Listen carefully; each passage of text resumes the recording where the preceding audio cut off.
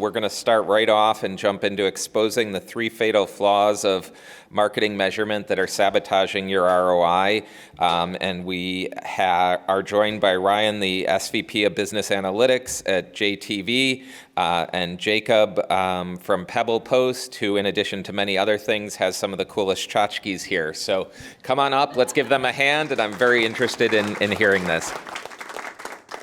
I'm thrilled to be here with my friend Ryan. Just real quick, so a little bit about us. So PebblePost is the leader in programmatic direct mail. We take digital and physical direct mail, not email, physical direct mail, and we smush those two things together to create a reinvention of a traditional channel. So we use digital signals and intent to drive more relevant mail to consumers at home and drive incremental conversions everywhere. And all of this stuff generally comes down to measurement. So we've thought about measurement a lot, and that kind of brings us around to a partnership that we developed with you guys a couple years ago. So JTV, just to do a quick intro, is one of the largest jewelry and gemstone retailers in the country. Fantastic business. Ryan is the Chief Analytics Officer at JTV and has built some really cool and innovative ways to measure marketing. And we thought it would be a blast to go through and talk through some of that stuff. So Absolutely. I think without further ado, let's get into it. So Ryan, what are the 3 fatal flaws of marketing measurement sabotaging our ROI these days? Yeah, I'd absolutely. love to hear that. Yeah, so you know, I always go back to if your analytics person isn't your favorite person in the room, if you're a marketer, they need to become your favorite person, okay? Because what happens is with marketing is if you don't think it's working for you, it's probably because you can't measure it properly. And really when you think about measuring marketing and you know, we went through a phase where we were in these very traditional marketing measurement platforms where you're in last touch, first touch, you know, and the very basic, I'll call them just traditional ad measurement platforms. And really 3 major flaws popped up that none of them solved. The first one is what I like to call cost attribution or cost allocation, and it's a basic finance principle, right? When you generate a benefit, you want to know what was the cost to generate that benefit. And what happens is in the marketing space, and I think it's just been tainted by, one, I think the finance teams and the pressure to adhere to a budget, and also just how marketers have measured media for so long, they always measure it on a cost basis. So when you think about any report that you have out there, what happens is you look at it and you say, okay, what did I spend in these different marketing channels in the last 7 days or 14 days or 30 days? And then in the same exact sentence, you say, oh, what was the benefit I got from it?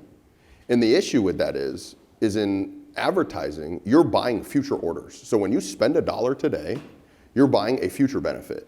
So how can you in the same sentence, like look at your past 14 days and say, hey, you know, I spent $200,000 and I got $1 million, so I got a $5 ROAS. No. The reality is those two are not necessarily connected, right? Like what you generated in your business in the last 7 to 14 days is a function of many previous periods ad spends, not necessarily what you spent in the last 7 days. What you spent in the last 7 days is generating future orders.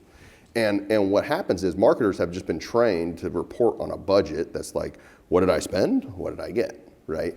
And really the first major flaw around that is, in the way you should actually think about it, is look at the last 30 days, 14 days, whatever your period is that you typically look at, and say, what was the revenue I generated? And then ask yourself, how much did it cost me to generate that? Right? And that gives you a very different perspective than the traditional way of, okay, I spent $100,000, what did I get for it? Right? Look at your revenue and say, okay, I generated $2 million in revenue. How much did it cost me, and where were the marketing touch points? And cost allocation, it becomes like incredibly important when you start thinking about like upper funnel tactics, like programmatic direct mail or programmatic in general, like all the, you know, your upper funnel advertising that you're spending in. Most people try to like measure it in brand awareness or this or that. Well, really what you're trying to do is generate a new customer, right? And what marketers have trouble doing is connecting all the dots to say, hey, this type of advertising led to this result. And so that gets into the second major flaw is click-based or even last click-based attribution, right? Like the marketing journey is not some last touch attribution, okay?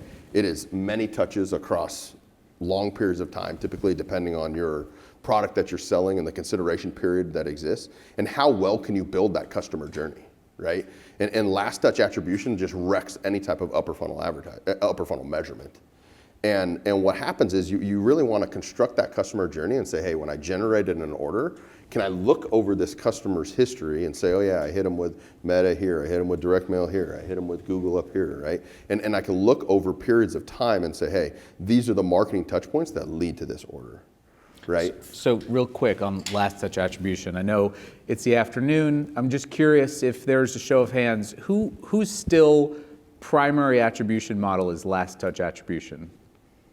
Brave souls. It's okay. Brave souls? Brave souls. Brave souls. It's usually about 70% of the room, to be honest with you. Yeah. Okay. It's very common. And if it's not your primary one, you at least report on it. Yeah. How many report on it? Probably everybody in the room, right? Right? And you may be trying to get your organization to move toward a different model, but it's like this gravitational pull because you can show value in last touch, but it's because you can't necessarily construct the journey the right way. And what am I missing out on if I... Oh, you're missing out on tons of things, right? I Yeah. mean, when you think about, especially like upper funnel advertising, like prospecting is so hard to value if you're using, it's impossible to value actually if you're using last touch attribution.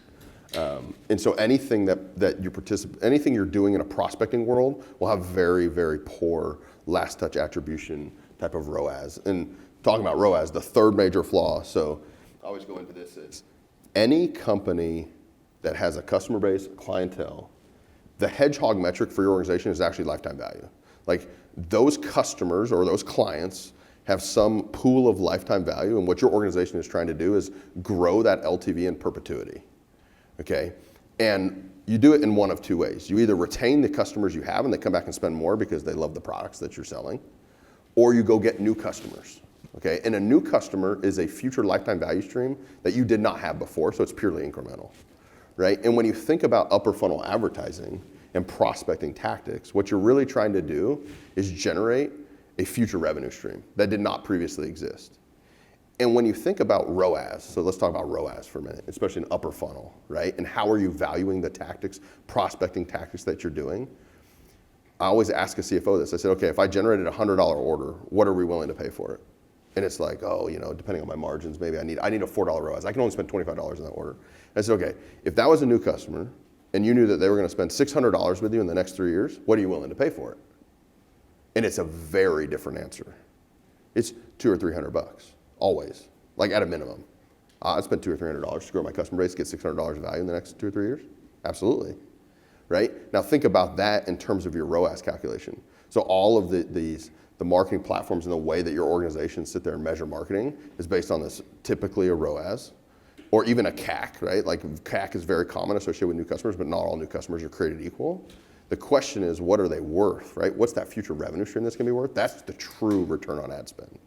And when you think about trying to measure upper funnel and programmatic type of advertising, really the value it brings, especially if you're doing it for prospecting purposes, is incremental lifetime value in terms of that's the true ROAS. And to get your organization from how much am I spending? What's the value to what's my revenue? How much did it cost me? Oh, really, I'm generating LTV? That's like the utopian space, right? Yeah. We have this principle, we always say what we really love is, what we're aiming for from a visionary standpoint is to say, can I understand how every ad dollar I spend drives incremental LTV? Because like an average CMO tenure is 2 or 3 years in an organization, and it's because what happens is with marketers is people don't necessarily believe the numbers they're producing, right? And so how can you really nail down true attribution, LTV, right? And really show value to the organization and the marketing tactics that you're working with. And it requires partnerships with your advertisers as well. Like programmatic direct mail, like it's been an unbelievable tactic for us. I actually know a lot of companies that have had a lot of success with programmatic direct mail, but the ones that truly lean into it are the ones who can measure it properly, because what happens is, remember I talked about that customer journey, you have to partner with somebody like PebblePost, because when I spend that ad dollar, I don't see the click on the website, right? Like if I'm just looking at clicks on the website, I don't necessarily see the click, but it lands, it's in their mailbox, they go pick it up, it's a tangible piece of the customer journey. Well, if that conversion eventually happens, PebblePost has the data, right? And you can supplement your customer journey when you think about your attribution journey and you're generating an order and you're looking across that customer's lifetime, you can partner, that's just what we've done with PebblePost, and you can get that supplemental data to build into that customer journey to value that touch point the right way. I think one of the things that we see, I'm going to go off script for a sec, but I know you know this. One of the things that we see is as marketing continues to converge in some sort of omni-channel integrated way, and people pull in CTV and digital out of home and programmatic direct mail, suddenly the mechanisms get more complex, the touch points get more complex.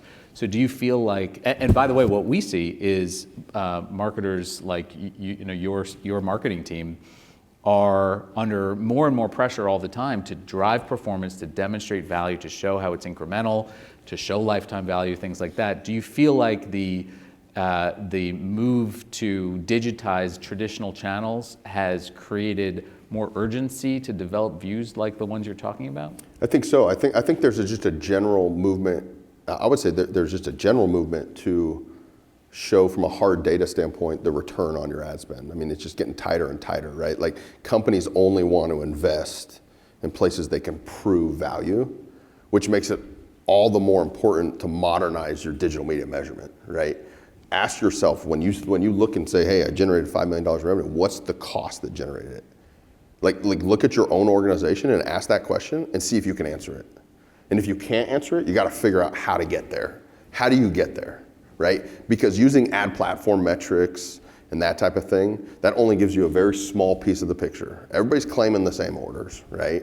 And so how do you start making really smart investment decisions from, just going to the Meta Ads Manager and Google Ads Manager and this ad manager, right? But how as an organization can you really focus in and say, hey, when I generate revenue, I can truly attach the cost to it and say, here's the return on ad spend that I'm getting. Yeah, and the other thing that seems to be the case, and you guys have done a phenomenal job of this at JTV, is you've built a partnership between analytics and marketing, and in many ways you are symbiotic.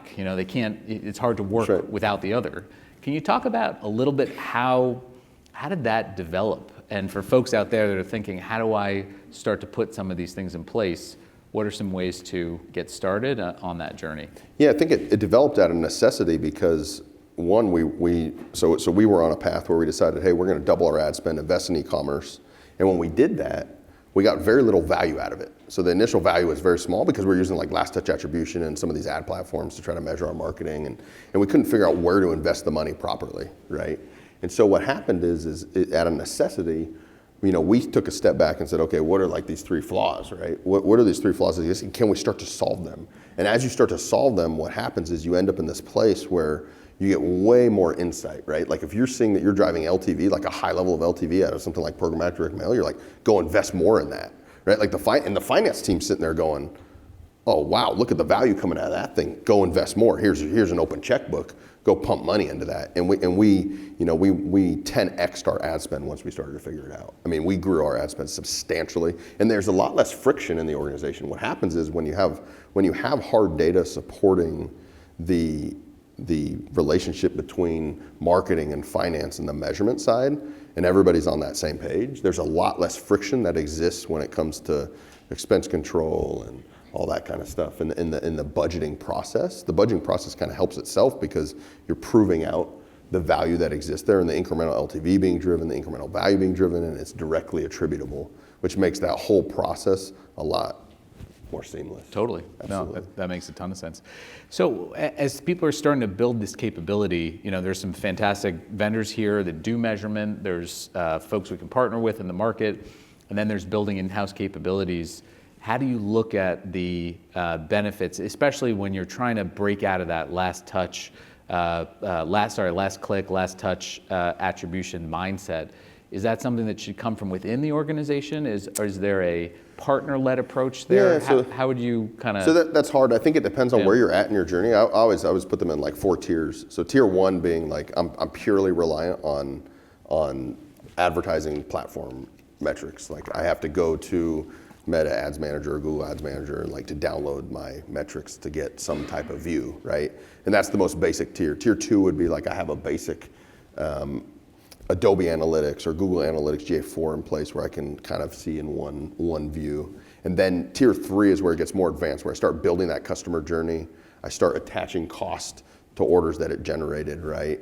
And that's like an MTA type solution. There's providers out there, but like I said, when you go evaluate your providers, ask them, if I generate this much revenue in a period of time, can I evaluate how much it costs to generate that? Because not all providers do it the right way. Yeah. And I think it really depends on your organizational structure as well. Like, are you in a place to even build it in-house? Because it can get expensive to build it in-house. The teams, event tracker CDPs are expensive. It depends on where you're at in your organization, your revenue levels.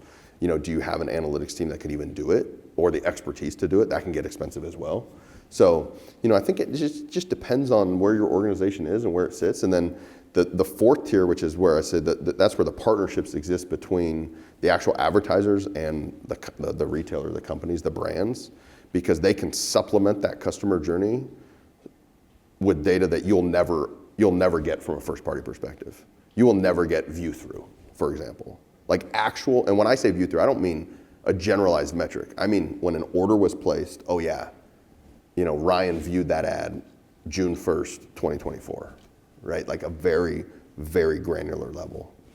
And so, that final tier is really advanced in terms of the partnerships that exist. And that's really where you want to get to, especially with like third-party cookie deprecation that will eventually come. It keeps getting delayed, but it's eventually coming. All the privacy laws in place. You definitely want the partnerships with advertisers that are willing to have an open book with data. Because if you have got advertisers out there that don't kind of open the data realm, it's probably not pretty behind the scenes, because I've seen them as well. And so, you want partnerships with advertisers that are really willing to be open with the data, share the data, and build partnerships with you to make sure you can measure things the right way. Because like I said, if you don't think marketing is working, if they believe enough in their product, they're going to share the data with you. Yeah. That's the reality.